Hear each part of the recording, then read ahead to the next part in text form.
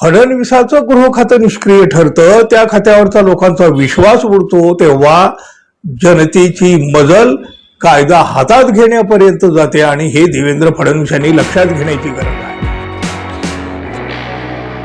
मित्र हो, कायदा हातात घेणं हे जरी चुकीचं असलं तरी कधी कधी माणसावर अशी वेळ येते की तो संतापून म्हणतो, आता खूप झालं, आता बास झालं, आणि मग तो कायदा हातात घेतो. आता तर चक्क एका अभिनेत्यानं पोस्ट करून कायदा हातात घेण्याचं आवाहन केलेलं आहे, अगदी जाहीररित्या. मुळात आपल्या राज्यामध्ये कायदा किती अस्तित्वात आहे आणि कायद्याची किती भीती उरलेली आहे, हाच खरं तर एक मोठा प्रश्न बनलेला आहे. मुख्यमंत्री देवेंद्र फडणवीस यांनी गृह खातं आपल्याकडे ठेवलेलं आहे. 24 तास राजकारण करण्यामध्ये व्यस्त असलेले देवेंद्र फडणवीस यांना गृह खात्याकडे लक्ष द्यायला वेळ आहे का? म्हणजे खरं तर हा तर मूलभूत प्रश्न आहे. बघा, मागच्या वेळी आणि आताही हेच गृहमंत्री आहेत आणि या काळात कायदा सुव्यवस्थेची कशी वाट लागलेली आहे हे आपण पाहतो आहोत. शून्य करून टाकणाऱ्या या दोन्ही घटना आहेत, त्याही फक्त 24 तासामध्ये. नरसापूरची एक आणि चाकणची दुसरी. देवेंद्र फडणवीस हे गृहमंत्री म्हणून कितीही अपयशी ठरले तरी आणि त्यांच्या राजीनाम्याची कितीही मागणी झाली तरी ते अजिबात राजीनामा देणार नाही. भोर तालुक्यातल्या नरसापूर इथल्या घटनेनं महाराष्ट्र पुन्हा एकदा हादरला. 65 वर्षे वयाच्या नराधमानं अवघ्या 3.5 वर्षाच्या चिमुरडीवर अत्याचार केला, नंतर तिला मारून टाकलं आणि त्यापेक्षा सुद्धा भयानक क्रूरता म्हणजे दगडानं ठेचलेला मृतदेह शेणाच्या ढिगाऱ्याखाली पुरला. या हरामखोर राक्षसाला पोलिसांनी नाही, गावकऱ्यानं शोधून काढलं. गावकऱ्यांनी जेव्हा याला फटके दिले तेव्हा त्यानं चिमुकलीचा मृतदेह पुरल्याची जागा सुद्धा दाखवली.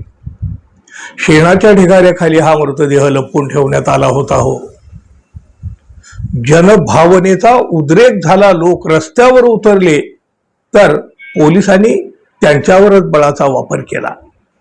हा 65 वर्षाचा हरामखोर राक्षस भोर तालुक्यातल्या साळवडे गावचा आहे. भीमराव प्रभाकर कांबळे हे त्याचं नाव आहे.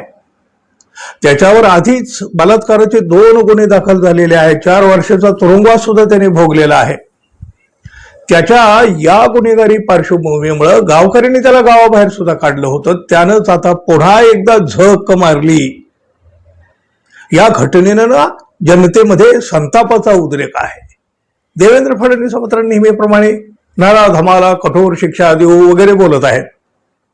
अहो, या आधी सुद्धा ते अनेकदा हेच बोलले आहेत ना.